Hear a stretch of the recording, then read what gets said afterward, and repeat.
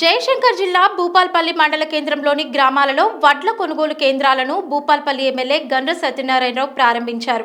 శనివారం భూపాల్పల్లి నియోజకవర్గం మున్సిపాలిటీ పరిధిలోని వేషాలపల్లి, పెద్దకుంటపల్లి, కాశింపల్లి, జంగేడుతో పాటు భూపాల్పల్లి గ్రామీణ మండలం గుడాడుపల్లి గ్రామంలో ఏర్పాటు చేసిన వరిధాన్యం కొనుగోలు కేంద్రాల ప్రారంభోత్సవ కార్యక్రమాల్లో ముఖ్య అతిథిగా భూపాల్పల్లి ఎమ్మెల్యే గండ్ర సత్యనారాయణరావు పాల్గొన్నారు.